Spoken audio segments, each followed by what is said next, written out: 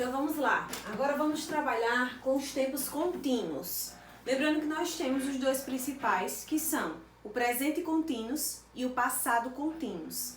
Então é bem simples, né? A gente sabe que contínuos é ing, né? Isso já está na nossa memória. Então a diferença entre presente contínuos e passado contínuos está no verbo to be.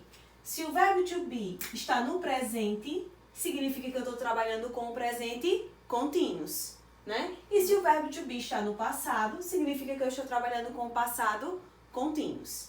Então observem que existe uma diferença no agente da passiva quando a gente vai fazer um tempo contínuos, tá? O raciocínio principal é o mesmo, como eu já tinha dito a vocês. Eu sempre vou observar quem é o sujeito, só que agora eu tenho dois verbos, né? A minha forma verbal ela é composta e o complemento tá aqui, né? Então vamos lá. The garage. Então eu tenho lá o que se transformou agora no meu sujeito. Aí é que tá a questão. Seria a hora de colocar o agente da passiva. Mas veja só, eu tenho aqui dois verbos. Então o que é que vai acontecer? Eu vou primeiro colocar o primeiro verbo, que já é o verbo to be, observando sempre se ele vai combinar com o meu novo sujeito. Então, the garage vai combinar com isso, tudo certo. O agente da passiva para os tempos contínuos vai ser been, tá? B-E-I-N-G. Esse vai ser o agente da passiva toda vez que a gente trabalhar com tempos contínuos.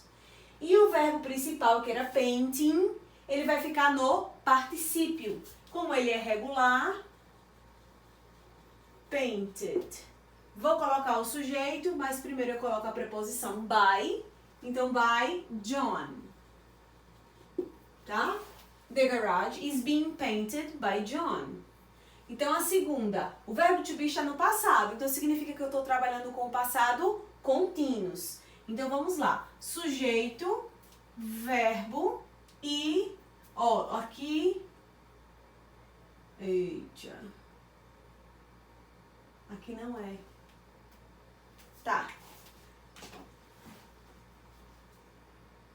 Deixa eu só alterar aqui um detalhe que eu não percebi.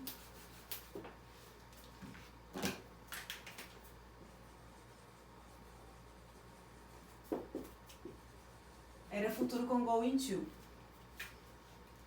Mas não tem problema não, misturei os dois, mas agora tá tudo ok. Então vamos lá. The boy was hurting you. Então, o you, como o you objeto é igual ao you sujeito, então permanece o you. Então eu vou descer aqui, o ideal é eu descer esse verbo to be pra cá. Mas pode ser you was. O verbo to be para you sempre vai ser were. Então eu transformo. Eu transformei esse was em were, tá? E agora o agente da passiva. Been. O hurt é um verbo irregular, né? Uniforme. Hurt, hurt, hurt. By the boy. Recapitulando aqui o que foi que eu fiz. Então, o you, que era objeto, se transformou em sujeito. Como o pronome sujeito you e o pronome objeto correspondente a ele também é you, não teve problema. Esse was aqui, ele desceu para a frase passiva, mas ele precisou combinar com o sujeito. Então, eu tive que transformar o was em were. Agente da passiva dos tempos contínuos, been. Verbo principal no particípio, hurt. Preposição by que antecede o sujeito que virou objeto. Tá? Então, vamos lá. Nós temos agora o presente contínuos novamente, mas agora na forma negativa, tá? Então, observe. Sujeito, verbo, objeto. The pictures. Então, ó, aí eu vou descer esse is pra cá. Mas pra pictures eu não posso colocar isn't. Então, eu vou ter que alterar. Aren't. Ele permanece na negativa, tá? Como a frase original é negativa, a passiva também tem que ficar negativa. Então, eu só fiz trocar para fazer a concordância verbal. Então, pictures aren't. Aí, agente da passiva. Been. Verbo principal no particípio. Particípio de shown, shown, né? E by, no lugar lugar de she, eu preciso colocar o pronome objeto correspondente, her. Ok? The kids weren't playing. Agora é passado contínuo na negativa. Então, the kids é o sujeito, were playing é o verbo, in the garden. Oh, Deus. Tá, deixa eu alterar aqui que faltou o complemento. Were playing tic-tac-toe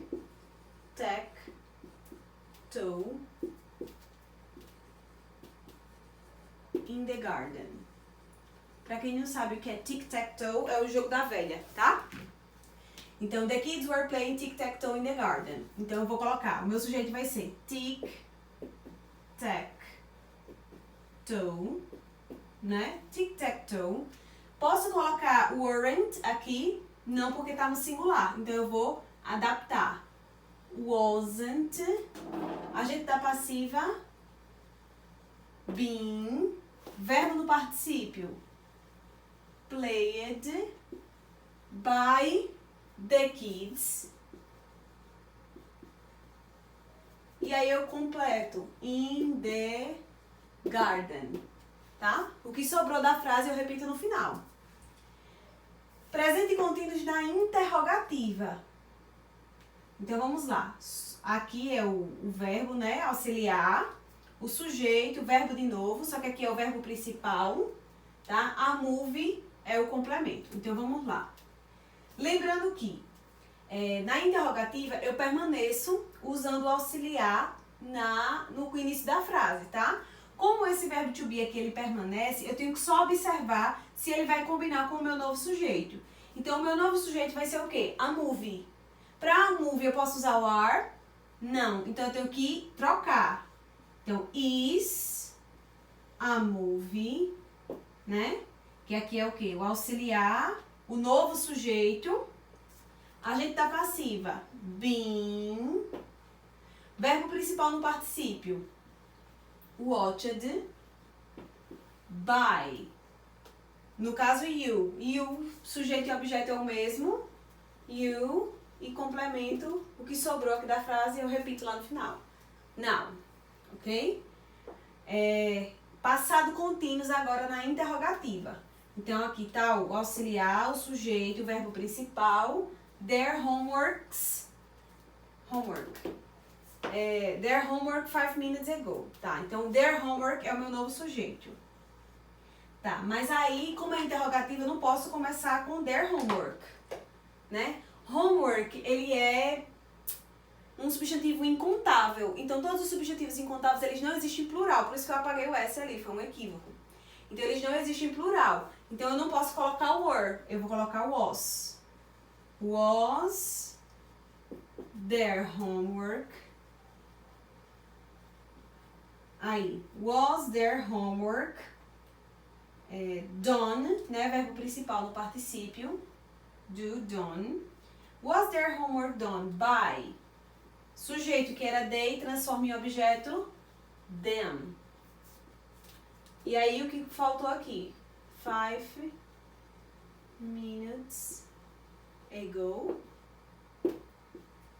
Então o dever de casa foi feito por eles 5 minutos atrás.